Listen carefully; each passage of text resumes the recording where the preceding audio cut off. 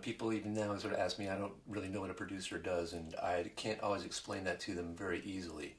But basically, the best way that I figure that I can sort of describe it to you, and maybe sort of teach you something about producing and production, is sort of just describe some of my personal experiences.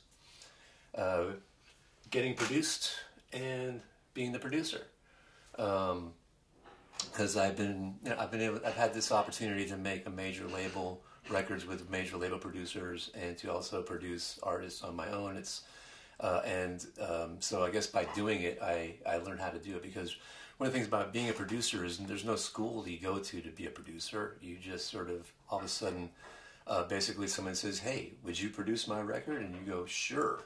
That's usually how it works, actually. I don't know, I don't know how it works for other people, but it's kind of a funny thing, because a lot of bands, a lot of artists sort of recognize that they could use the services of a producer, somebody to sort of shepherd their project and sort of take care of a lot of these elements for them. So yeah, I figured, and that's how people get asked. You get asked because you seem like you know what you're doing, so would you please try it? And once you've done it and people get to hear that, then all of a sudden you're off and you get to do other records. It's kind of a weird process. But again, there's no school for this. The only way that you can learn how to do it really is by observing other people doing it, and which is how I learned how to do it, basically. And you can read about it, but for the most part, you just have to sort of be there. It's one of those things like apprenticeship. I can't really explain it other ways, but I'm going to try to at least get you there with this little discussion. Talk about sort of some of my personal history with it. So it goes kind of like this. Once I was a young person, much like yourself. I went to college. I went to college in Memphis, and I graduated in music composition. And I left that department, and I was pretty sure that I knew everything I needed to know about music arrangement, transcription, writing, scoring. I felt pretty good about that, but immediately also realized that this degree had no real purpose other than to maybe get me back into school later. It wasn't going to get me a gig, it wasn't going to get me a job. Maybe get back to school later. But I had these skills, and I was wanting to use them, and I started playing with different bands. I started working professionally as a keyboardist. I sort of put myself out there and became sort of a musician, a professional musician. Joined bands, formed bands, wrote songs. And then one of the bands that I had got kind of serious and decided to go for it, and that was the video that I showed you guys earlier of Under the Streetlight. That group actually went on to do some pretty cool things. They scattered and did some pretty neat things later. But they all achieved that sort of goal after I left them. Anyways, after that, I was in a cover band for a while. I was pretty successful, making some money as a regular gig. And then, but what happened was some of the recordings that I did when I was in college, using the college recording studio, got in the hands of a local studio that was just starting out, and the guy that they'd hired was the engineer on those sessions, and he played him the stuff. They said, "Oh, who are these guys? Let's bring them over." So, me and my partner that didn't have a band yet, but we went over there, and little by little, we started doing some demos there, and we formed a band called Human Radio. And it was one of those things that was kind of crazy, because all of a sudden, really within the year that we started this thing, we were signed to Columbia Records, which is kind of a mind-blowing thing, because that was the #1 record company in the world at the time, and it was kind of mind-blowing that a little band that just barely started all of a sudden had secured the big deal. So we were, of course, pretty happy about that. And so in the process of this happening, we got assigned the production team of David Kahn and David Leonard. And we were really happy about this, because these guys had produced a group called Fishbone we were really fond of. And I don't know if you've ever heard of Fishbone, but you should Google them. They're pretty great. David Kahn was more of the producer of the team. And so he would work with the material and the bands more. He was more involved with that stuff. And then David Leonard was more of the engineer guy. And he would just handle the sound stuff, and we also had this new drum triggering sampler device that he liked to mess with to sort of enhance the drums. Kind of a big deal. This is 1990. This is happening, so keep in mind there's some context here. So anyways, here I am. I'm realizing that I'm about to be produced. I'm about to fix it to be produced by real professional producers. Production is going to be in my life. So what did that mean? I was sort of, I mean, I didn't really know anything about production at that point. I just saw these names of producers on records, and I said produced by and engineered by, and I didn't really know the difference between produced by and engineered by. I understood what engineered by meant, because that's sort of like, yeah, okay, somebody is pushing the buttons behind the console, starting the tape, stopping the tape. But this producer person, what is that? Do bands and musicians really need this? Obviously they do, because this guy's got big letters and produced by. It's kind of a big deal. So anyways, I guess I've been produced before, though, because anytime that somebody gets on the talkback and you're singing something and there's somebody on the talkback saying, hey, sing it again, that's production, I guess, right? I mean, if you think about it. Anyways, I didn't really understand what that meant. But then I also, you know, I didn't also realize the reality about production, which was it's the creation of a false world. We're basically placing microphones where ears don't listen. We're making a mix that doesn't really represent the band and what they look like, or you know, where they were at when they were performing. It's maximizing the XYZ axis we were talking about earlier, making a stereo space an audio experience. Somebody needs to be responsible for that. Even, you know, why that would happen, that's the producer. So, and I come to start to realize that what the producers got to do, what these guys are supposed to be doing, is mediate between the artistic elements, the technology, and the commerce. And if there's no commerce involved, then it's just the art and the technology. But there is a mediator. That's the producer. So anyways, so we got David Kahn. We've got David Leonard. And so here's what happens. Kahn comes and meets the band in Memphis. He comes over. He gets demos that I have of everything we've ever written. Anything that's even remotely ready for recording. Just grabs them all and he just sifts through them and listens to them. Takes some time with them by himself. Doesn't, you know, really share with us. Goes to them privately. Decides what he wants to record. He sort of looks at all the stuff we got and goes, "Okay, here's the record. I got 10 songs here. We can make a record out of." One of the songs that he picked was actually one that we never played. Actually, we did a demo of it. We tried it and we went, we didn't really like the way it was going, but it ended up on the record. Anyways, it was all called Electromagnetism. But he chose the songs on the records, and we thought, hey, he's a producer. He knows what to do. He's the guy. He's the cat. So we'll go along with this. I don't think we couldn't really disagree with him too much. Anyways, what did he do? So he got together with a band in rehearsal, and he started to make changes to the songs. I mean, there were certain things that there were verses that were extra second parts of verses that he just took off. Long bridges got cut in half. There was lots of sections that just sort of got remanipulated. He didn't change it super big, but significantly, I would say. He just sort of found that there was the energy flow of these tunes. There were just certain things that were happening for too long that needed to be curtailed. So he had us, and then sometimes if he'd even say, hey, could you guys rewrite a part to this part here? I think you need to do a better thing here. And we'd figure something out. But at the end of this process, we'd have several rehearsals. And this is what we call pre-production. And this is a process that we go through so we don't do this stuff in the studio. So we did it off the clock over in a rehearsal situation. So the whole point of this was to get the songs into a point where we could then rehearse them and know how they were going to go and not have to think about what was going to be happening on the session. We could just really be natural about it and let the process happen and not be thinking about, we got to do half of the verse. Anytime you got to make musicians think about what they're doing, unless they're real professionals, just don't do that. So anyways, worked out the structural kinks of the tune outside the studio, and we internalized the changes, and then we flew out to Los Angeles. And we had a 6-day residency at Ocean Way in Hollywood. And which was a small room there. It was the B room, but it was a good, tight room, great sounding room for the drums. We had isolation for them. We had personal monitoring. We could all see each other pretty well. We set everybody up to track on the floor together. so we could get the drum. The main priority, of course, was when we were doing the tracking sessions, was to get the drum take. I mean, that's usually the first priority. If we can get the drum take, we can build, change everything from that. But if we get the drum take, we can fix the bass, fix other stuff, build the track. So, but at the same time, we also thought, well, we're a pretty good band. We can also maybe get a lot of our tracks in the tracking process, which we did. So, we just pretty much had 6 days in a really good studio, and we worked on a really tight schedule. David Kahn had pretty much everything mapped out, which days we were going to do what, made sure that we had the right flow. We worked 10-hour days. That's the other thing about doing professional studio work. Don't go past 10 hours.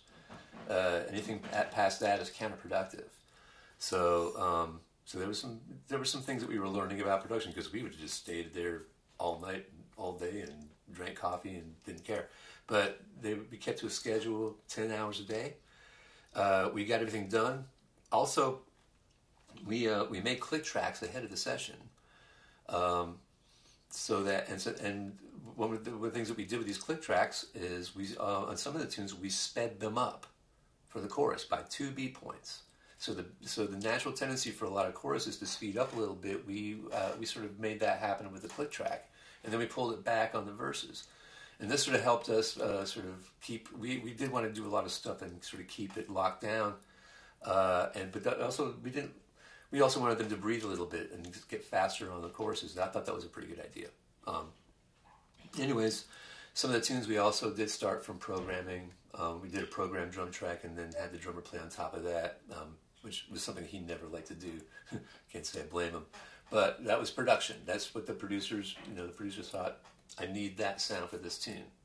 So the producer guided the process. He decided what song we were going to do. He decided when we had to take. If he was the one that said, okay, that's it, moving down to the next one. He also made a master chart of what he determined would be needed for overdubs. So he sort of kept an eye on what needed to be done in the future. And we got all the rhythm tracks done in 6 days. And we got some overdubs too. Not a lot of time wasted. And then at the end of the 6 days, at the expensive Ocean Way studio, we moved to the less expensive Skip Sailor studio, where they just had a really good overdub room with a really nice console, and that's where we started doing the vocal overdubs, and we had a super great mic for that. One of the great things about working out in Los Angeles, of course, was the equipment of getting vintage microphones. That was not a problem. So we had a really great U47 for me and Neumann for my vocals, and we did a lot of that. We spent another 6-7 days doing all the overdubs. And one of the days that was kind of cool is, a lot of the stuff that we were doing in the first part of the sessions was stuff that we'd rehearsed, stuff that we knew that we had to do, the stuff that we knew was the meat and bones of the recording we were doing. But then what happened after when we got the main vocals done was that there was this process where all of a sudden we had, well, let's have some fun. Let's just start let's find some stuff that we don't know what we're going to do yet. Let's do some experimenting. So we set up all the keyboards. We set up banks and banks of keyboards. And I spent a couple of days with the producer, with Khan. Basically, we just would start, running through patches and just running tunes and having a lot of fun. One of the coolest things that we did is we had a little sequence that we made for one of the tunes.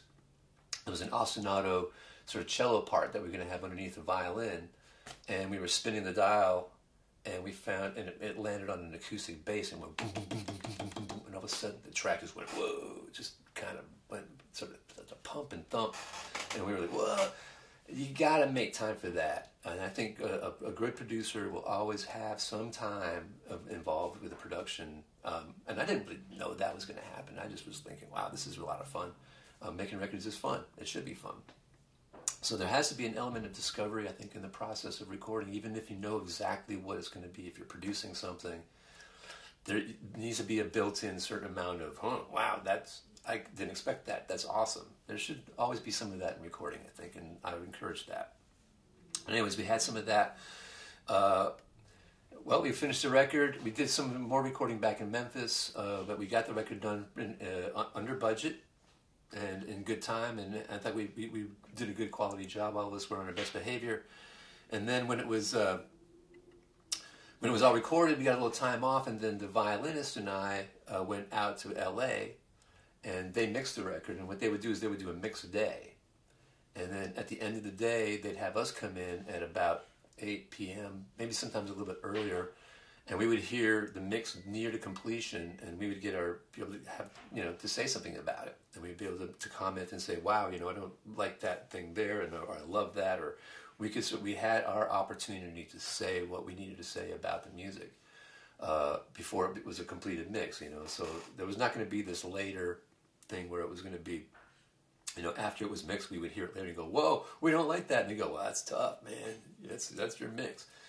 We got a chance to, both of us, represent the band and hear the mixes. And in some cases, we said, no, we need to fix this. That has to be, this is missing from the mix. And they would realize, oh, yeah, that is missing from the mix, because they'd already been there for 8 hours working on this mix intensively. When you do that, of course, you get very, very focused. Even if you're trying to stay unfocused from it, but they were focused. We were fresh. We were just straight off the street, fresh ears, no idea what we were going to hear. And we could go, hey, what happened to the kalimba part and the bridge? And they go, oh crap, the kalimba part. So the producers were open to the artists making sure that they were satisfied with the work, and our opinion was noted and acted upon, and actually we were useful to the mix because we had fresh ears and fresh sense. And so that was basically the experience of being produced. And I've been produced several times since then, and I've done self-production a couple times, which I don't necessarily recommend. That's a different ball game we'll talk about some other time. And all these good producers have been well-prepared, efficient, and been able to make this magic happen. So, but here are my takeaways about production from this experience. Let me just give you the list here. Number one, but producers in production are absolutely necessary for professional level of recording success. I do believe that. Producer frees the artist and the engineer from having to make the critical decisions, and so they can operate freely in the studio environment. Two, though the producer provides a great service to the artist and the record company, she actually truly serves the song and acts as its advocate in the recording process. And everything should be about what's best for the song and the recording. Three, the producer doesn't really have the emotional attachment to the music that the way the artist does. That makes it possible to make good decisions on behalf of the song a lot of times. Producers should, of course, be cognizant, respectful of that attachment, but at the same time, having the outside vision of something can, quite often gives the artist a very valuable insight to the work they're doing. Four, a producer-engineer tandem is a very strong thing to have. It's a good way to do it. Because it reflects the two sides of the brain in this sense, and it can be, because it's really hard to flip back and forth between them if you're producing and engineering. And there's guys that can do this, women that can do this. I'm not taking away from that, but to go back and forth from the technical needs of recording, of listening to the sound and being really aware of the sound and the needs of the sound over this needs of the performance and the artist. If you have two people handling two different departments, this is a better way to do it. I will recommend this every time. That's not to say that you can't do that, but there's some great tandems in recording history, and there's going to be more. Number five, energy pacings of songs, I think must be well managed for professional level recording. Very often there's parts of songs that have got to be jettisoned to provide better flow and dynamics, and a producer can sort of see and sense this and make these decisions effectively. Number six, when it comes to producing and productions, using the very best possible gear gets the best possible sonic results. In this case, with our record, we had nothing but the best gear. It was expensive, but it was worth it. It made a big difference. Yes, I will always say that content trumps format, but if format matters to you, then yes, the best possible gear. That's one thing I learned about production. Just get the good stuff if you can. Number seven, be careful of brand new technology. David Leonard had this brand new 4-at machine. This was something that was able to read drum triggers off the tape. And we were using digital tape for this record. He could get triggers from the tape, from the drum triggers, and that would trigger samples in this device, 16-bit samples. And this was kind of a big deal because never before with drums could you change out sounds. You could, if you had the drummers play the drums, those are your drum sounds. You just had to enhance them and make the most of them. Now you could have the drummer play the drums, and then you could replace all of the sounds with digital samples in 1990. It was a pretty big deal back in 1990. So needless to say, we put it all over the thing. Our record is just smeared with 4-at. And as a result, it sounds dated, very dated. Now, there's nothing we really could have done about that, about the band. As far as the band was concerned, maybe we could have, at the mix down, said, wow, that sounds like really sampled drums, but we were also very excited about the sound. It was new, it was different, it was fresh, so we were seduced by it. So yeah, it can be just, you know, enjoy the new technology, but realize that sometimes you can be seduced by a little bit. Number 8, producing is very much a social act. And the relationship between the producer and the artist is great portent. In our case, with our band, the guitarist and the producer had a difficulty working together. And the result of this was that our record had less guitar. Pure and simple. It became more keyboardy, more violin heavy. As a result, some people might say that the record suffered for that. I can sort of agree with that to a certain extent, but the producer, I blame the producer because I believe the producer, it's up to the producer to make the connection with the artist, to make sure that the artist is comfortable and gets the best possible work that they can get. It's on the producer to get it from the artist. So I blame the producer in this case. And I can't stress how important that the relationship between the producer and artist. If there are multiple people involved, especially if a band, if you have 5 or 6 people, there's a lot to deal with that. Now, number 9, we held to a very tight schedule for this recording, but we also made time to experiment, made special things happen. That's something that you got to make time for. I definitely learned that there has to be time for fun. And number 10, producers can make the engineer and artist interface work better. Because a lot of times it's the artist that has an idea for a sound in their head and they want to realize it. And a lot of times it's the producer that can then convey that to the engineer in a way that works. And I found that to happen for me a couple times. And because the artist, you know, still you're there to serve the artist, and if the artist has a great idea, we want that idea first before we take the producer's idea or the engineer's idea. The artist gets the first idea in the situation. Anyways, those are some takeaways that I had from my first time getting produced. But since then, I have produced a bunch of records myself. I become a producer, and usually the way this worked was bands knew about me as an artist, as a general nice person around Memphis, around Nashville, and when it was time for them to make a record, when they saved up their money to do a record, because bands pretty much exist to make records a lot of times. Artists, you got to make a record. At least back in the day. Nowadays you make a single, but back in the day we wanted to make records. So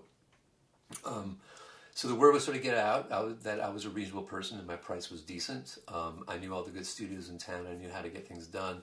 So I would start getting calls to get to produce records. And they were usually bands, and the bands would sort of come to me and say, produce us, and I would do that.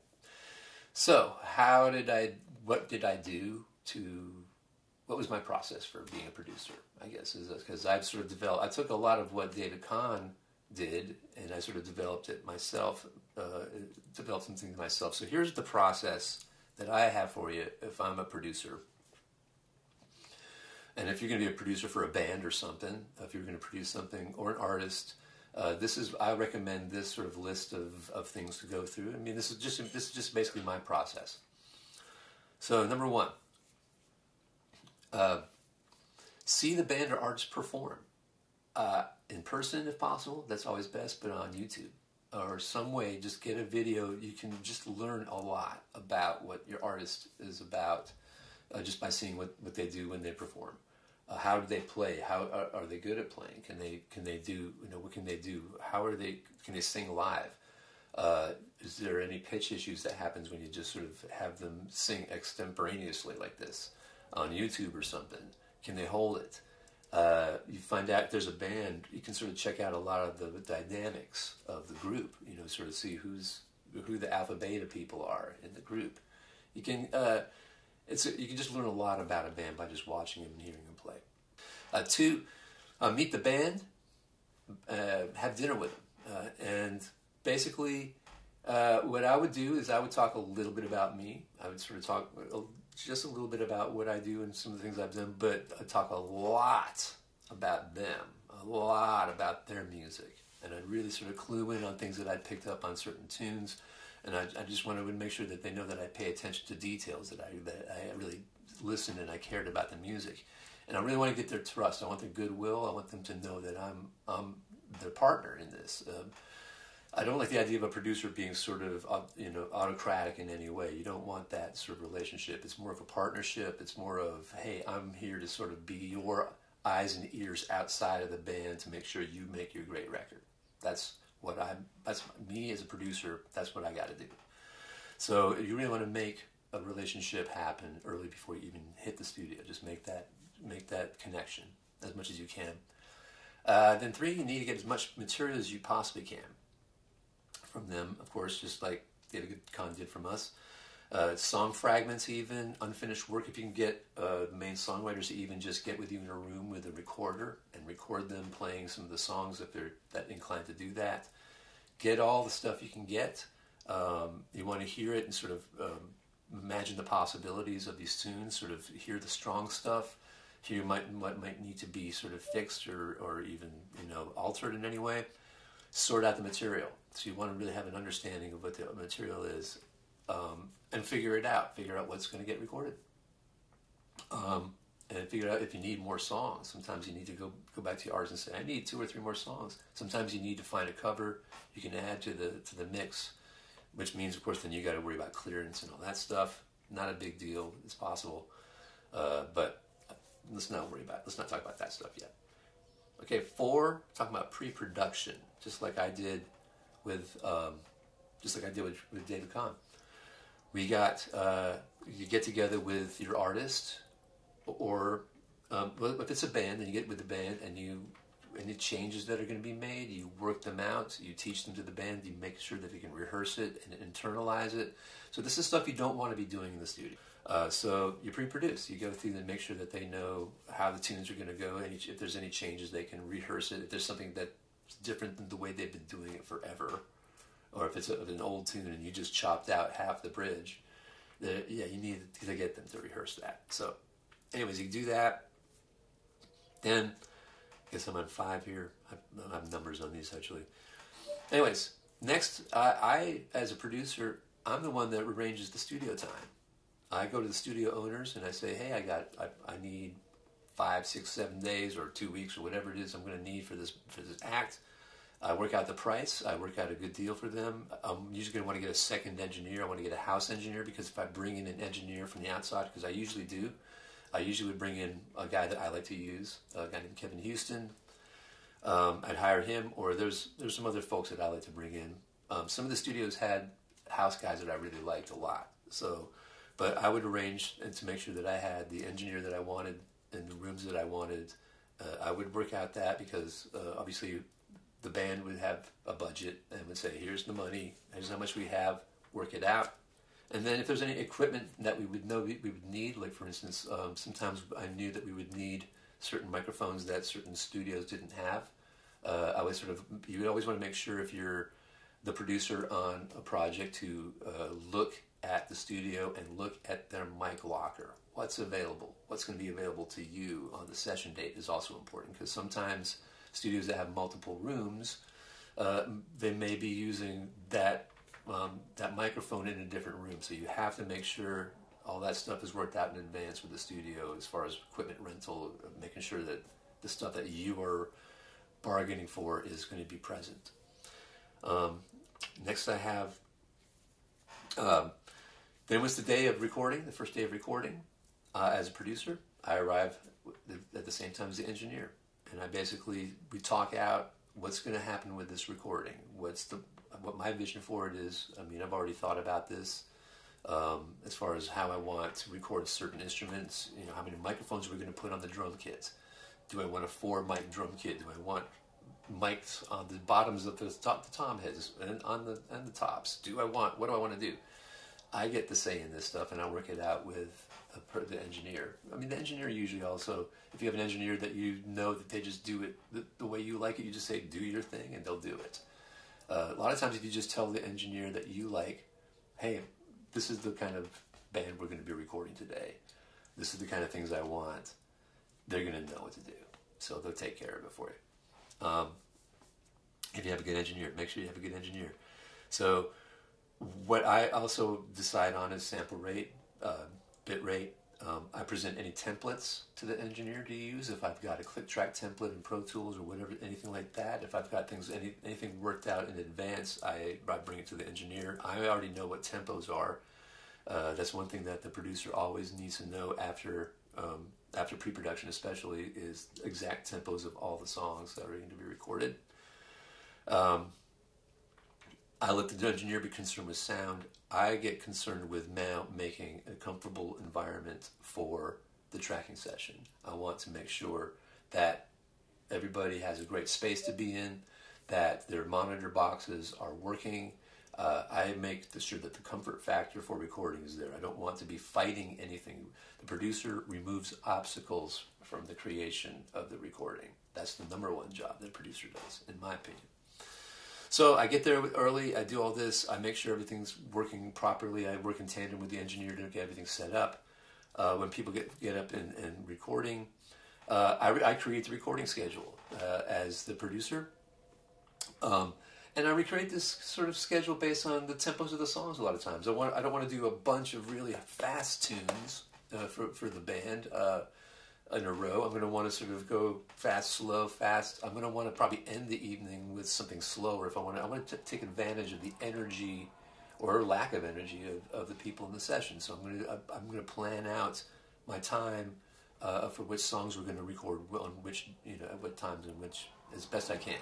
I make sure that all the musicians have good sight lines, can see each other. If there's somebody that has to give cues on any situation, you want to build the environment. It's really the producer that's going to be more involved with that than the engineer. Engineer is going to make sure the microphones are placed properly and hitting the board at the right levels, doing all that important stuff. So then, when it's time to do the recording. I'm the person, as the producer, who's going to be on the talkback. I'm going to be the person communicating with everybody. I'm going to be the person saying, okay, we're going to start this song. It's going to be at this tempo. I'm going to explain the situation, if I need to the musicians. If it's the band that they already know the song, I don't need to do that. I'm just going to say, we're going to do this song. Let's do it. But if it's musicians, I'm going to sort of explain the scenario, what I'm looking for. If there's any kind of important emotional information I need to give them, I'll do it then. Give them charts, whatever they need to do right then. As a producer, I will always have charts of all the songs and lyric sheets of all the songs. That's the other thing that producers must know, is they've got to be the person that knows exactly what's going on. They got to know what's happening on bar 37, beat 2. Producer needs to know that stuff.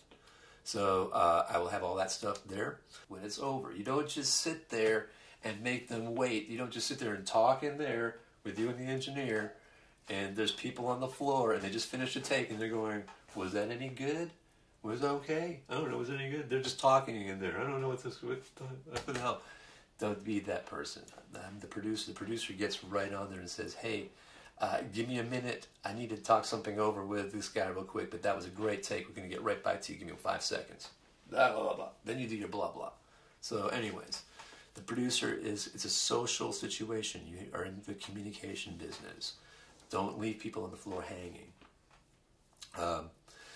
So anyways, yes, I have lyric sheets, charts. I also make sure that there's a click track that we need, that it's ready to go. I also make sure that if the click track, it has to be 1/8 notes or quarter notes or 16th notes, that's already addressed. And so that's all producer stuff. That's stuff that you need to think about. part of the preparation. The other thing that we do when I'm producing is if there's a vocalist involved, I don't usually try to get the vocalist on this session unless it's one of those great vocalists. I do want to, if it's one of those great vocalists, I'll make sure that there's a great vocal mic up for the vocalist. But if we know that we're going to want to do multiple takes, I'm not going to worry about it too much. And in fact, I won't necessarily wear my vocalist out so that that vocalist is singing every time that we do a take. So what we'll do a lot of times is if we have a click track especially, we'll record the vocal scratch the first time and then we'll just save it. And then when we make new playlists, we'll just duplicate that. We'll keep that in each playlist. So the vocalist doesn't have to sing it every time. Unless the vocalist says, hey, I want to sing it. Then you let the vocalist sing it and you might get lucky and get the take. Save time. Some vocalists, they do better with the band. But that's up to you as a producer. You've got to figure that stuff out if you're the producer. Okay, so really want to do this for the drummer's sake because you want the drummer to hear what the vocals are doing. I always think that's important for getting the great drum track when you're producing. To get the drummer really does need to be pretty much aware of the vocals and sort of also get the energy from the vocal performance. I think that's something that's, unless the drummer says, nah, I don't want that. I did have a drummer once say, I just want to hear me and the bass. I don't want to hear those other assholes. I just want to hear these guys. I was like, okay. But most drummers want to hear what the vocals are doing because they respond to that. There's a synergy to that. When you get that, you get a good track a lot of times. So we make sure that we want the drummer to get what they need. The drummer needs to hear the whole band playing at the same time to get a great take. You give them the whole band for the take. So you make them happy. So once that drum take is established, when I'm producing, I'll usually just go ahead and fix any bass part. If there's any bass problems, fix it right then and there. You got a great bass playing going, everything's going on. Usually, more often than not, there's only one or two problems. Sometimes the bass player will say, I want to do it all over again. In fact, the great Sly and Robbie, Sly Dunbar and Robbie Shakespeare, the great reggae rhythm section, one of the greatest of all times. That's exactly what they do. They do the rhythm track, they get Sly's part, then Robbie does this entire bass part to the drums so that he's not influencing the drum part anymore. Whatever works. But that's up to you as a producer to sort of suss this out and figure out, whoa, the bass player's really good when we just run them again with the drum track again. Oh, who knew? Anyways, fix the bass immediately. If we've got a rhythm part, if there's a keyboard or a guitar part or another part that just sounded really pretty great, but maybe just flub one or two things, you're pretty sure you want to keep it, fix that right then and there too. Save time for later.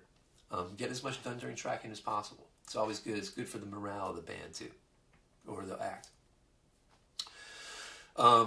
Okay, so then we're talking about, let's say your tracking dates are over. Then we're on to overdubbing. I say it when you're doing any instrumental overdubbings, that should be just a party. You should just get if it's guitar date, get every freaking guitar toy in the world you can find. Get every amp you can find, get every cool thing you can find, and just have fun. Same with keyboards. If it's vocals, then you just really gotta do a mic shootout. You gotta find a great microphone.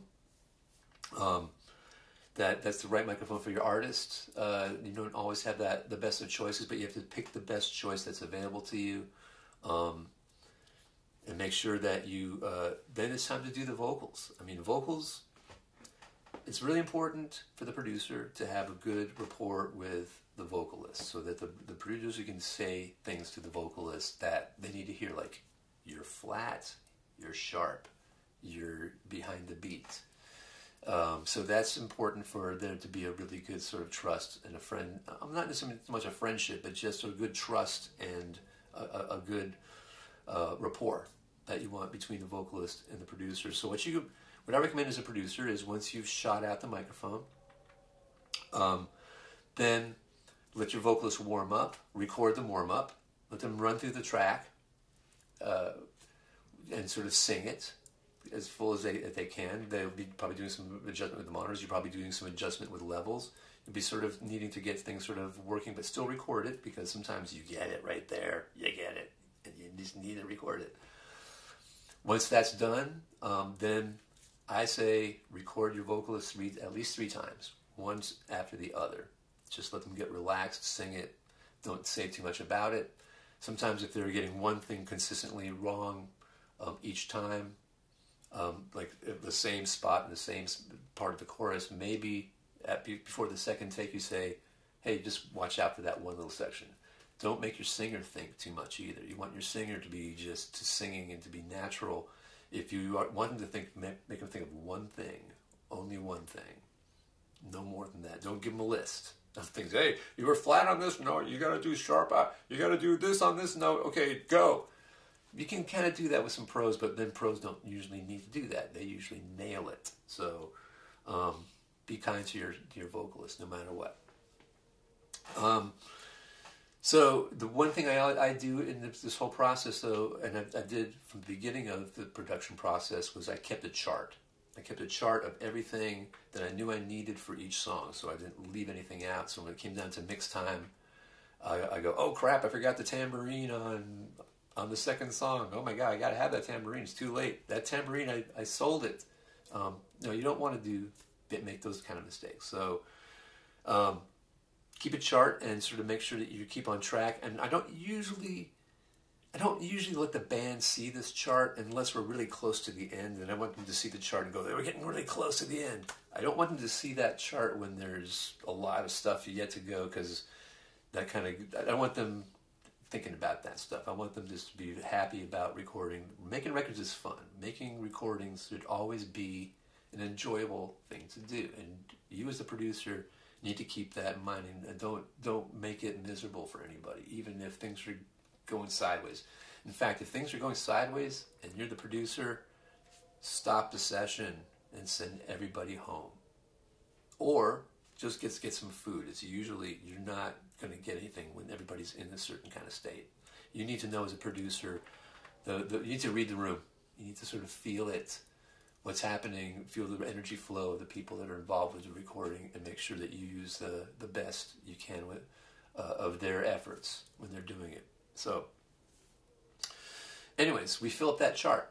We get everything in that chart, and then it's time to mix it. And if I am lucky enough to be a part of the mix team, there have been some times where I'll produce a record and I get to the mix point and they take it and they let somebody else mix it.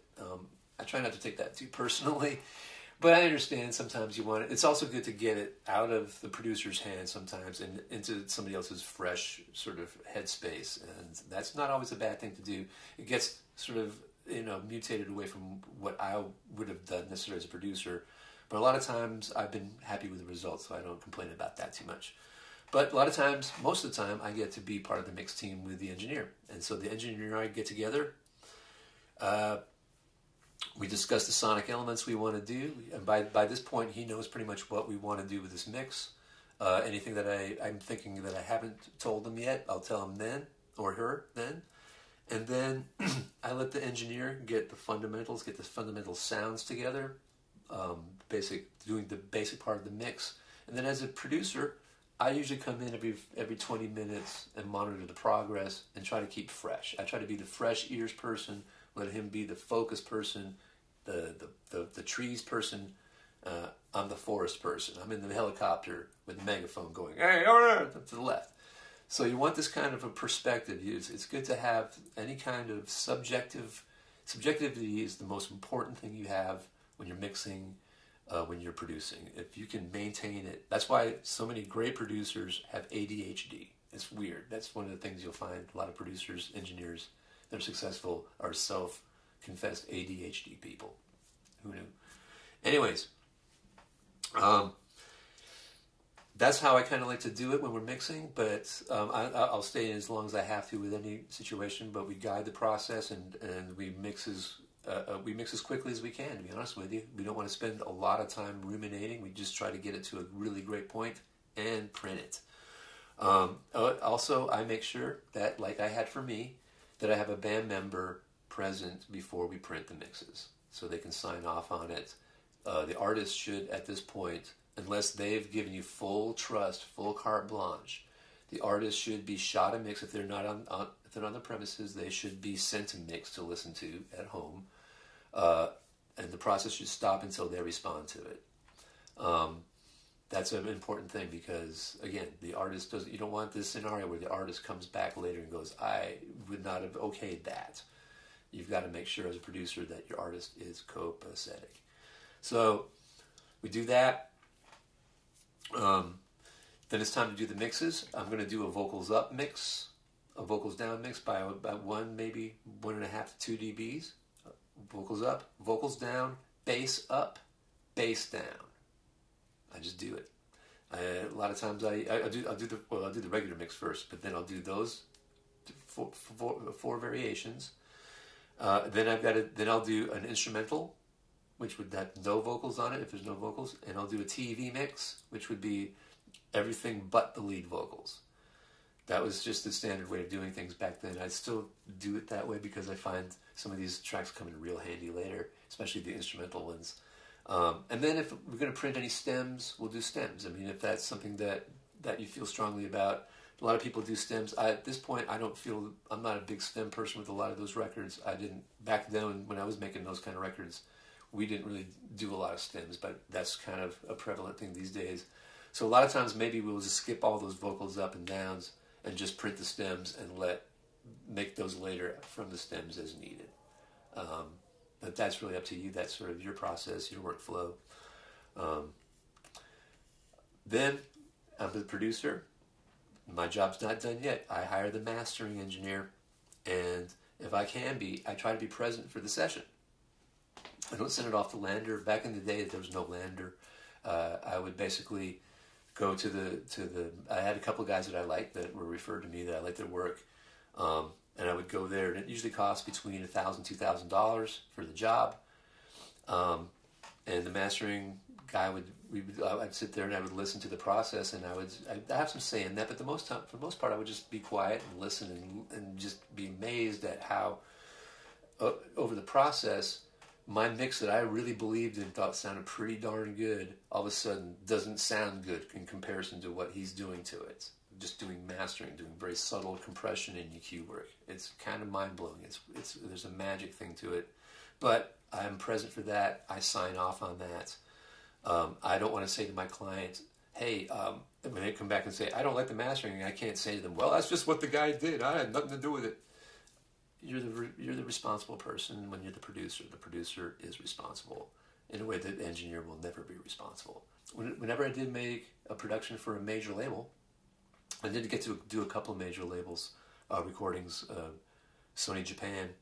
I was given a recording fund. I was given X amount of dollars, and then I had to budget everything from that. So I budgeted everything, and then what was left over from the budget, that was my payment. So yeah, I got good at budgeting.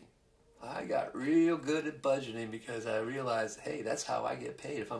If you become good at budgeting your time and your money as a producer, you can make money at it. That was the key to it. I mean, you also have to know what you're doing and care about the music and about recording. But that was the other thing I learned about production is that's how you get paid. Is that you do the best you can and you get you get whatever's left over from the fund. I guess I don't know if that's how they still do it now. I think nowadays it's a set price. Now, most of the times when I do production, I just get a certain amount for that. I don't believe in having points on a record. Personally, I think that's something an artist gets. I think producing is a one-time thing that you do. It's a service you provide. But a lot of producers get points. They get points on records later. We'll talk about a lot of that stuff later. Anyways, I think I've blabbed an awful lot about production. Anyways, it's not just like, production's not being the guy behind the console just pushing record buttons or engineering the record. There's a lot going on with it. You are sort of the psychologist of the session. You're the person that's the intersection of the music, the commerce, and the technology. It's really, that's what you do. And again, this job can be anything as from being just someone who just walks in the door and says, that sounds good, and leaves. And there are producers that are those guys that organize all the people, and just that's the extent of their exposure to the material. They just sort of go, sounds good, and leave. And then there's people like Mutt Lange that record every individual string of an electric guitar part on one track, each string, and then does that 8 times. Okay, well, six on free strings, then 8 times to create some of these guitar things he does. He just goes way over the top, and that's why Mutt Lange is Mutt Lange. Anyways, hopefully this gives you some insight about production, and that you've been reading about producers, you've been learning about producers, and we'll be talking about more about production, and also talking about how to mix some of the minutiae stuff, some of the tree stuff instead of the forest stuff. All right. Thanks a lot. See you later.